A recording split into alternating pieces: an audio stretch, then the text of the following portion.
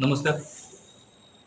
मान्य मुख्यमंत्री तसेच मान्य महसूल मंत्री यांच्या मार्गदर्शनाखाली आपण 17 सप्टेंबर ते 2 ऑक्टोबर या काळामध्ये श्री छत्रपती शिवाजी महाराज अभियानांतर्गत राष्ट्रनेता पंतप्रधान श्री नरेंद्र मोदी यांचा जन्मदिवस तसेच महात्मा गांधी यांची जयंती 2 ऑक्टोबर 2025 या कालावधीमध्ये महसूल प्रशासनामार्फत सेवा पंधरवडा राबवत आहोत.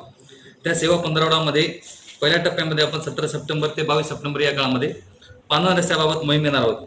त्यामुळे जत तालुक्यातील सर्व शेतकरी बांधवांना माझं आव्हान आहे की आपले जे रस्ते नकाशावर आहेत ते समजा नकाशाच्या लांबीनुसार नसतील किंवा जे रस्ते नकाशावर आहेत पण त्या रस्त्यावर अतिक्रमण असेल त्या सर्व रस्त्यांची माहिती संबंधित तलाठी, कोतवाल, पोलीस पाटील किंवा मंडळाधिकारी यांना द्यायची आहे.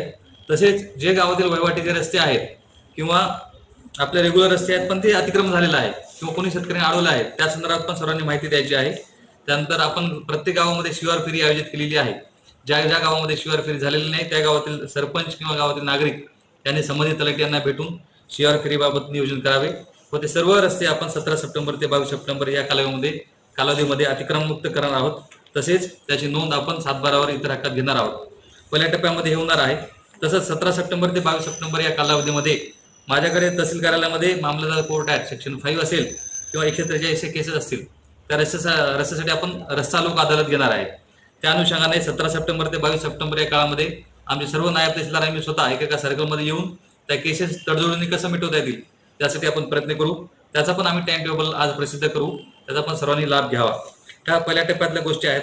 दुसरा टप्पा जो आहे तो 23 ते 27 सप्टेंबर आहे. त्या काळामध्ये आपण सर्वांसाठी घरे हा टप्पा राबवतोय.